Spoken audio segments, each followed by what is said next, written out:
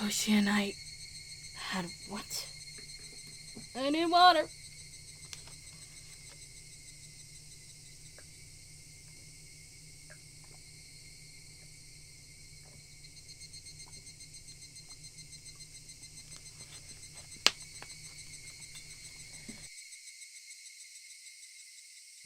That feels kind of better. All my well-planned actions throughout the day turned out to have been nothing more than a reenactment of what Satoshi had done. Satoshi, had he really been in the same situation as I was now? The friends he had gotten along with had changed suddenly, and for no reason, at least none that I had noticed, planned to kill him? Then, fearing for his life as I am, he got a bat to protect himself and carried it around every day to practice his swing. And then one day, he transferred. My blood went cold, causing a prickling sensation to course through my veins. Starting near my heart, it radiated outwards from the top of my head to the soles of my feet, chilling every part of me without recourse. What did she mean by transfer? What did she mean by transfer? Was Satoshi still at wherever he transferred to? Was he the only one who would be able to understand me? Would he be able to tell me why it all ended up like this? More importantly, where did he transfer to? What did she mean by transfer? What did she mean by transfer? Before I knew it, I was at my front door. The frigid knob was hard to turn. Was nobody home? It wasn't that out of my currents. I reached into my pocket and pulled out the single key attached to my first sealed keychain. I stepped into the entryway. Just as I was about to take off my shoes, a chill ran down my spine. Someone had entered right behind me. Like a classmate messing around, standing right up against my back. You're kidding, right? It had to be my imagination. Logically speaking, it was impossible for someone to be able to hide their presence within my personal space all the way through to the door. But there was undoubtedly someone behind me. Hey now, Keiichi. How do you know they're there, even though they're behind you? Because I could hear the sound of flowing hair. There's no other reason I'd hear that sound. That was the presence. Because I could hear the sound of them blinking. Keiichi, my beta, there's no way you could hear that. It was mostly instinct than anything else that was warning me of the presence. Common sense was telling me that it was just my imagination. It was just my imagination. There was nobody behind me. I began to erase the mental image of an eerie figure standing behind me. But at the same time, I asked myself, if there was nobody, then what was I feeling? As an uncomfortable sensation crawled up my spine. Actually, wouldn't it be better if there was somebody there? If there was nobody there, then when you turned around, would you be able to accept that? I'd be able to answer all those questions just by looking behind me. But I didn't have enough courage to even do that simple task. Oh, right. I could try speaking to them. The person behind me might answer me. It was a random thought. I didn't care how I went about it, just so long as I didn't have to turn around. If I had calmed down and thought about it, I would have known that wouldn't have solved anything. Who is it? I spoke in such a hoarse, broken voice that I didn't believe it was my own. I could almost feel them contemplating their response. I felt it. There's no way I should be able to do that. Calm down, Keiichi. It's all in your head. That time I was certain I heard it. As if hesitantly trying to answer my inquiry, I was certain I could hear the sound of somebody inhaling. I heard it. I heard it clearly. It was a girl. A young girl. I didn't know who, but I tend to expect courage in me. However recklessly it was, inspired by primal yet fitting solution to this current predicament. A scream. All the force of my body released from my lungs and through my throat, ceasing all thought processes in my head. Fuck. Suppressing all my thoughts and emotions, I began to collapse like a house of cards, somehow managing to twist my body and look back as I did so. It was definitely there. Right there. Somebody was there. Until the moment I turned around, until I brought the area behind me into my field of vision, they were definitely there. Falling face up, my eyes traced the remnants of the presence suspended in the empty space. It couldn't be. They were invisible. It looked like they weren't there, but they were actually still standing there. As I screamed, all the emotions I was holding back burst free in a violent wave. However, I was decidedly calm as my emotional dam collapsed. The turbulent wave of pent-up emotions was skillfully diverted into a torrent of aggression. That emotion was definitely required to extricate myself from the bizarre situation happening right in front of me. In my state of heightened lucidity, I entrusted my body to the fury. The metal bat held firmly in my right hand, as if drawn there by a magnet. A mid-level sweep would be the hardest attack to dodge. I remembered reading something like that from a book about swordsmanship or something. Ah! I brandished my will to fight. The after-image of that amalgamation of metal flashed as my swing from left to right, beating against the entryway. The bat slammed into the right wall. The tip rebounded violently. Very calmly, I transferred the force of the rebound into a sweep to the left. The door of the shoe cupboard was split into pieces. Those two swings swifted through empty space, but they seemed to have great psychological impact on the enemy. I could feel the panic emanating from the space. The attack wasn't the only thing required. I extracted the bat from the cupboard it was embedded in, and screamed as I spun my entire body around in a large arc. Ah! My screams shook the air, embodying my ferocious swing with even more destructive power.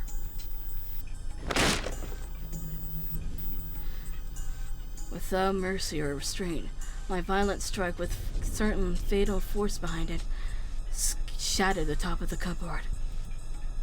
None of my attacks struck the enemy, but my ferocity has certainly seemed to impact them. Breathing heavily, my entire body soaked in sweat. The invisible enemy, there, but not there, dispersed. When I was certain that the enemy had retreated, I locked the front door and latched the chain. No way. Had it only feigned retreat and was now inside my house? Once again, I channeled my aggression and searched the house for the presence. But it was gone. I had succeeded in fending it off. At that moment, the tension drained from my body, and I let out a deep sigh of relief. All of the emotions I had been holding back chaotically merged together and began to flood out. A hodgepodge of fear, accomplishment, and disbelief all mixed together and began to flow through my body.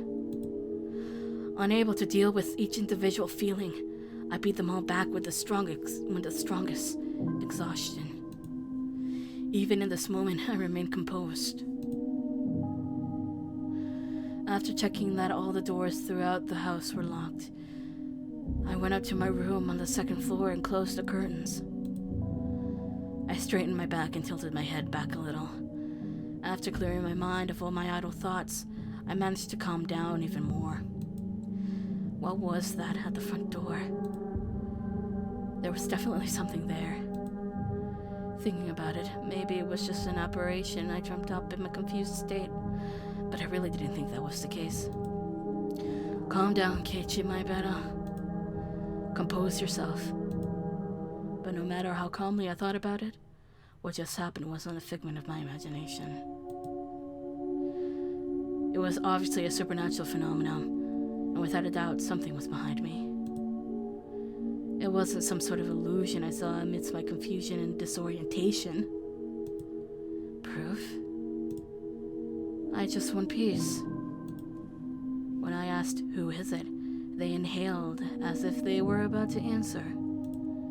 That sound had clearly reached my ears. The situation I was in right now was still unclear. Either I'd been possessed by the supernatural phenomenon known as Oyashiro-sama's curse, or this was a ruse by the villagers who believed in it and were mediating it.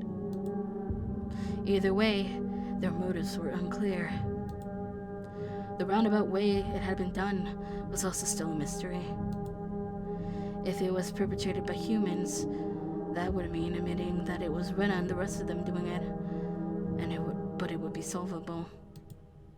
Oishi-san and the rest of the police would surely arrest my enemy. But if it was a manifestation of Oyashiro-sama's curse, I wondered what would happen. Oishi-san very clearly declared that curses didn't exist. At that time, those words were pretty dependable, but as things were now, with the rising possibility that the perpetrators were not human, he suddenly seemed quite unreliable. If I told Oishi-san this was the work of Oyashiro-sama's curse, what would happen? I couldn't imagine his reaction, but it would go without question that a void would expand rapidly between myself and Oishi-san. With having so few allies to begin with, and not being able to confidently declare whether or not that this was a curse or not, there was no merit to doing that. I'd better keep the facts of what just happened at the doorway to myself. It would be better if I didn't add what happened here to the memo behind the clock. There was still the ever so slight possibility that I was actually confused when I thought I was composed, and I was just going berserk in the entryway. How wonderful would that be if it was really what happened? I would be able to refute Oyashiro-sama's curse. But if I denied Oyashiro-sama's curse, and that would mean admitting that Rena and the rest of them were perpetrators. If I said that Rena and the rest weren't the perpetrators, that would mean believing in Oyashiro-sama's curse. But denying both of those, I would be admitting that I myself was losing it. The three options for which I couldn't choose became a trilemma of sorts. They mixed together and formed a whirlpool in my mind, making it spin. Once again, I straightened myself and leaned my head back slightly to cool myself down. Calm down, Keiichi. Accept what has actually happened as reality. Stop thinking of anything more than that. But I couldn't help but think of it. How wonderful it would be if it turned out I was delirious and everything up until now was a figment of my imagination. Oyashiro-sama's curse wouldn't exist, and I would still be bestest buddies with Rena and the rest. I would have to be crazy. It was the first time in my life I'd ever wished for such a thing.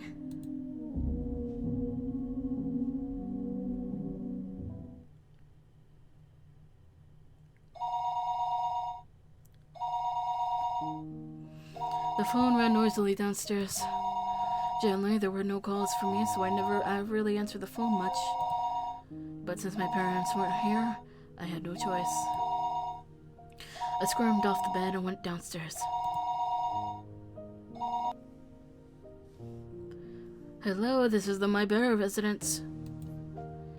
Keiichi, this is Mom. I intuitively had a bad feeling about this.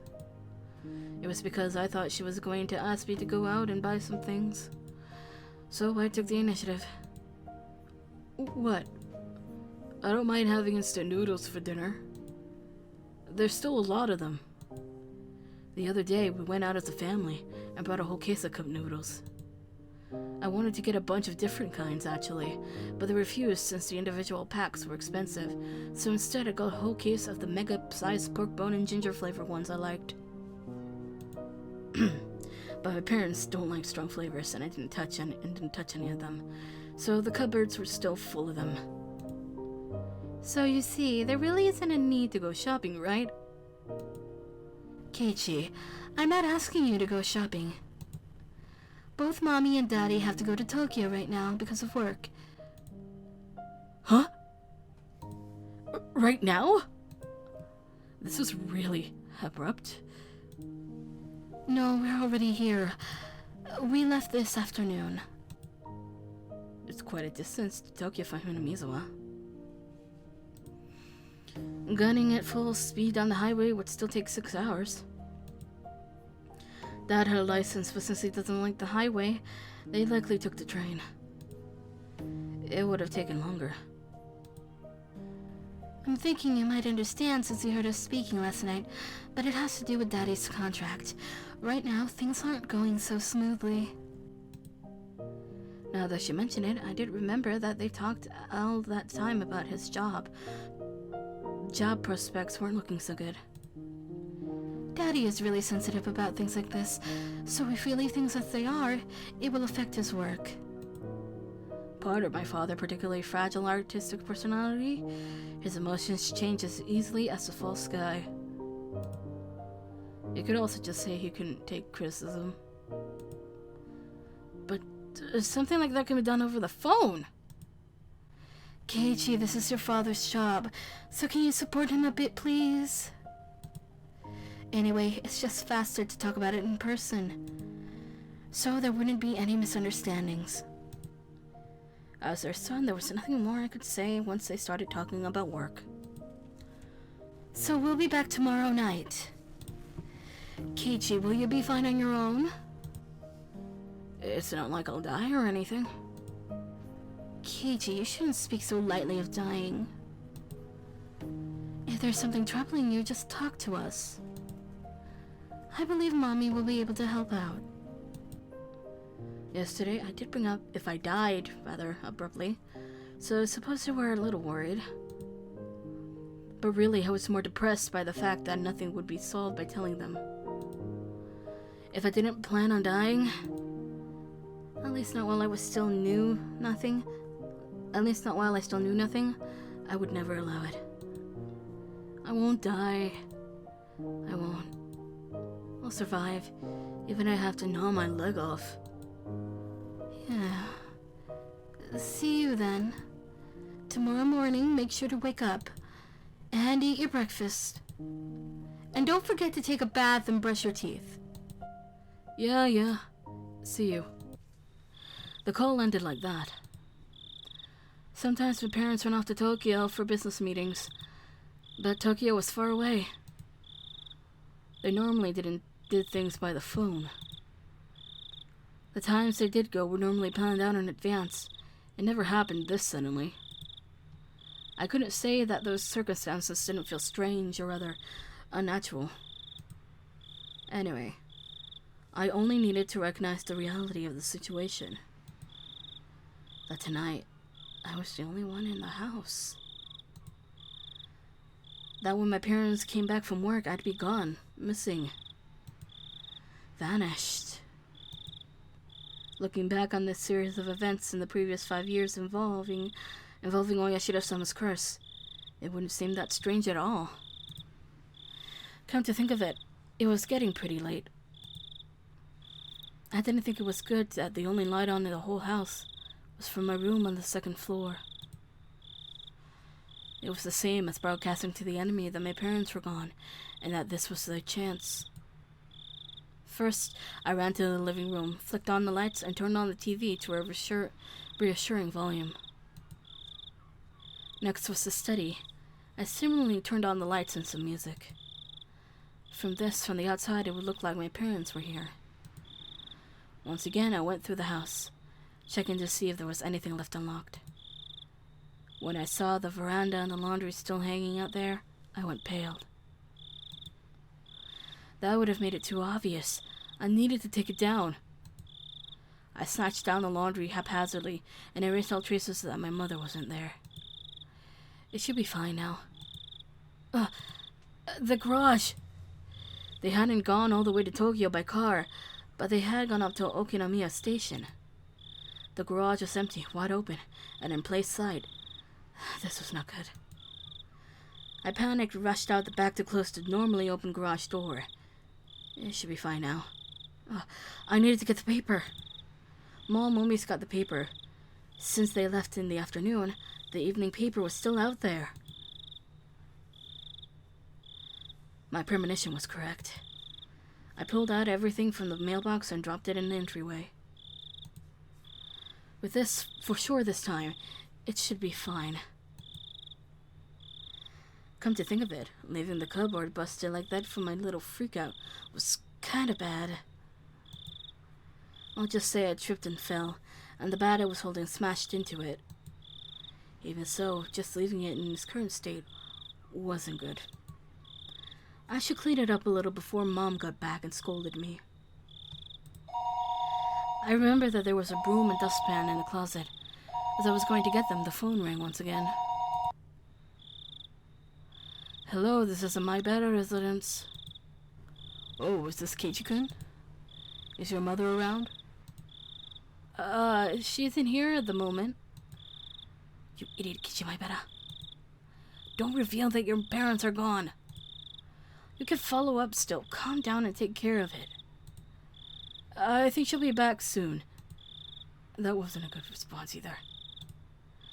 Now they might say they'll call again or tell her to call them when she comes back. And that's fine. It wasn't anything important. Well then, sorry for the bother. The scenario I feared didn't play out, eliciting a sigh of relief. That call was fortunate in more ways than one. I'd have to deal with more telephone calls coming in from my parents tonight. I was somehow able to deal with the phone call just now, but I couldn't continue to rely on such poor improvisation. I needed to make up a good story to explain that my parents were home, but couldn't answer the phone at the moment. They were making tempura and couldn't step away right now. That wasn't good enough. They were sick and went to bed because they weren't feeling well. Was that going to be safe enough? I was thinking about it on the way back to my room when the phone rang once again. It was like they were calling because they knew I was going to lie. I didn't want to pick up, but I knew I had to. They suspect my parents weren't here. I should have just taken the phone off the hook under the pretense that I didn't realize that it was. But since the phone rang, I had to pick it up. I prepared myself and lifted up the receiver. Hello. I stopped announcing this was to my better residence. I had no reason to be kind to someone I didn't know the identity of. But unlike my uncouth voice, the person on the other side sounded goofy and lighthearted. Hello, my apologies for calling so late. This is Oishi from the Okinomiya bookstore. Oishi-san? Is that you, my better son? Good evening. Good to hear you're doing well. Oh, wait just a moment, please. I grabbed the portable headset and rushed up to my room with it.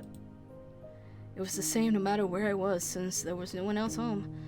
But I wanted to be in a spot that just felt a bit safer when speaking on the phone with Oishi-san. Sorry for the wait. How are things? Anything changed since then? Since then? When was that exactly? There was something about the brazen way he talked that rubbed me the wrong way. The last time I spoke with Oishi-san was 2 days ago.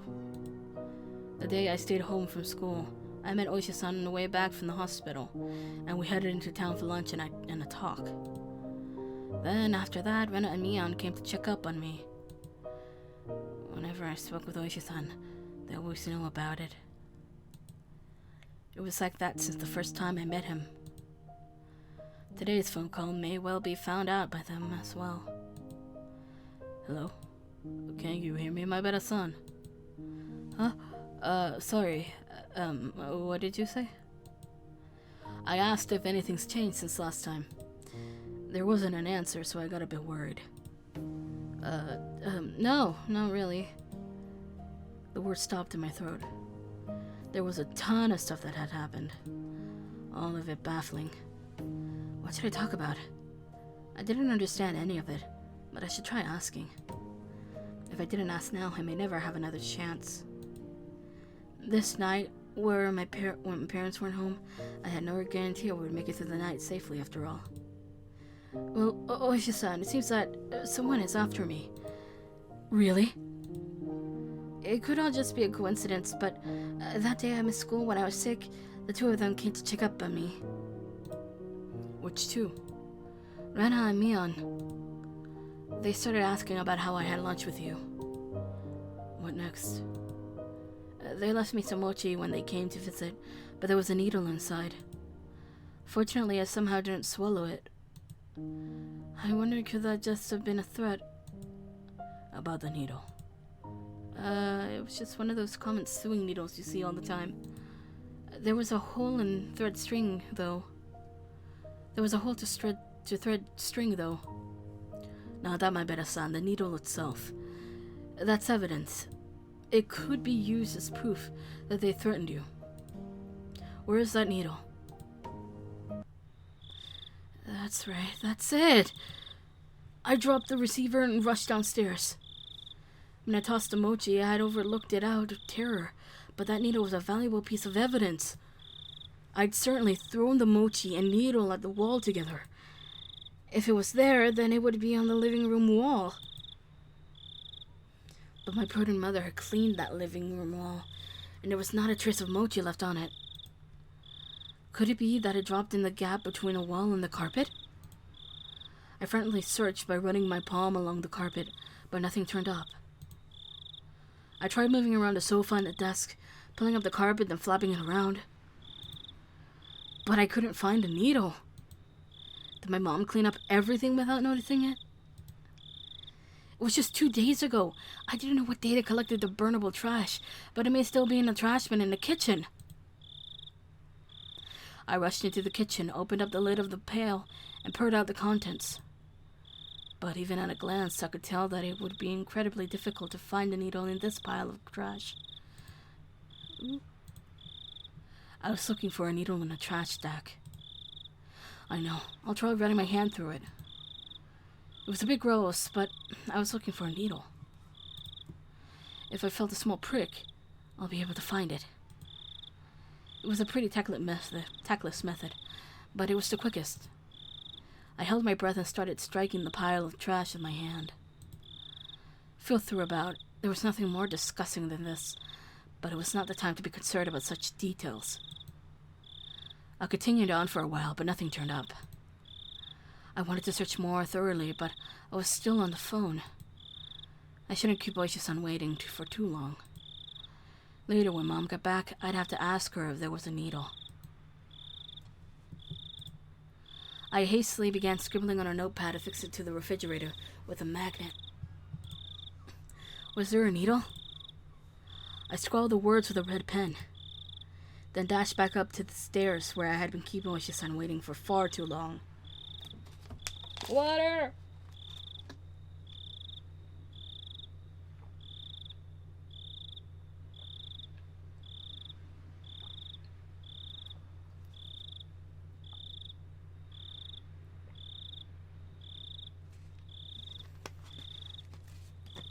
Ugh, okay. Ugh, okay. Hello? How did it go? I couldn't find it. I was really overwhelmed back then, and... I see. It would be great if you could find it. Keep it safe. That's right, the needle wasn't the only incident. I had to tell him about this morning with the hit and run. Also, Oishi-san, that isn't all. Actually, this morning... That veil was definitely aiming for me. I could say that without question due to the circumstances at that time. Did you see the license plate? I can search for it from here. Damn. I just flipped out yelling at him back then, and I didn't think to look at the plate.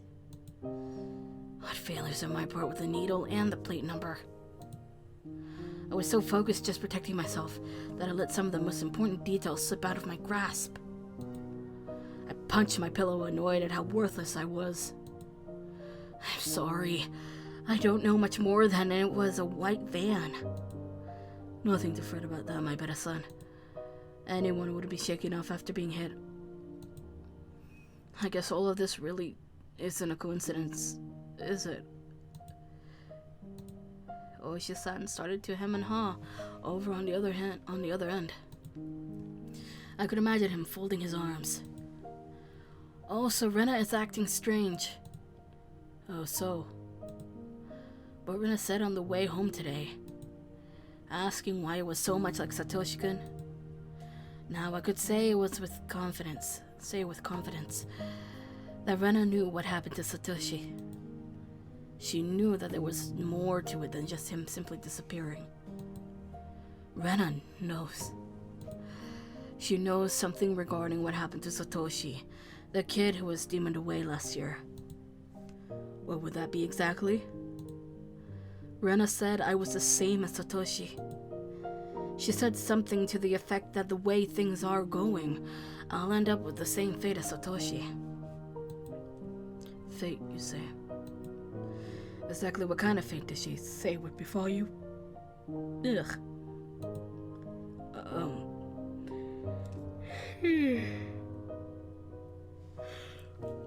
Transferring out, she said.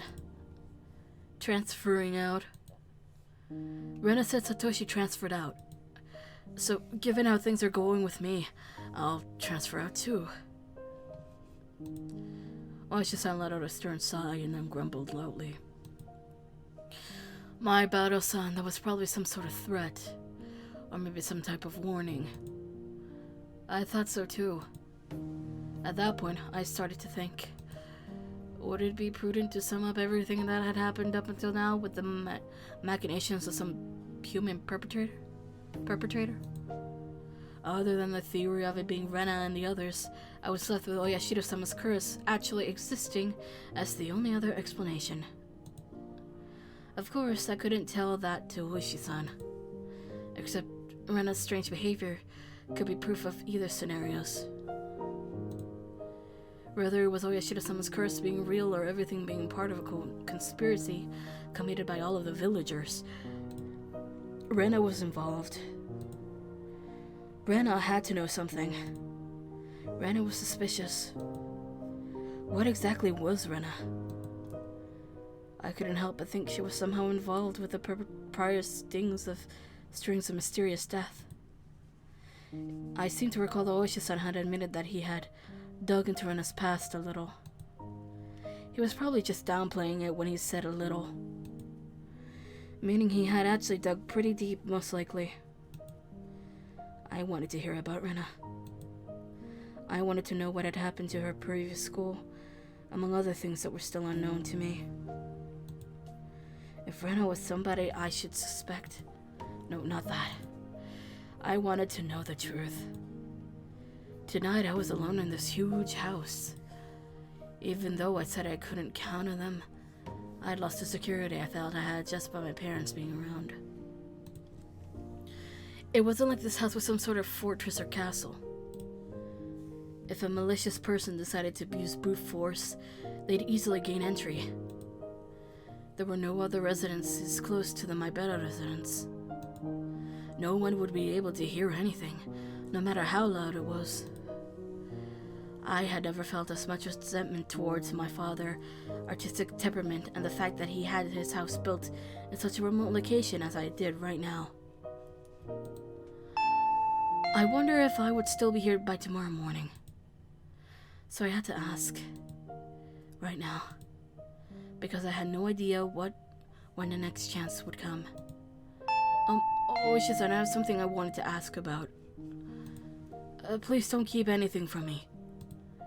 Sure, ask away. Even though he was so far away on the other end of the line, this was the most reliable he had ever felt. I wanted to ask. About Rena. about what happened at her previous school. Actually, regarding Rena's... I noticed a sound that had been going on for a while now. Since I was so focused on the call, I hadn't paid attention to it at first, but I finally realized it was the doorbell. The time was 7 o'clock. It was past the time the postman would be making a delivery, and past any sensible time for a neighbor to be visiting. I considered just acting like nobody was home, but that wouldn't be good. That would ruin all the work I had put in making it to look like my parents were home. I need to answer the door. Hello, my better son. Sorry, someone seems to be at the door. I'm going to go see who it is. I guess. I see. My apologies. Should we end this phone call now? That would be a problem. No, I'll be back in a second. Do you mind if I just leave the phone on? It's fine. I don't mind. I dropped the handset on my bed and dashed down to the door. I needed to make up a good excuse to get them to leave. I had a hunch it was the lady who called right before Oishi-san did. In which case, it would be one of the neighbors who's friends with my mom. I'll just say Mom isn't feeling well and went to bed early. That would be the easiest option.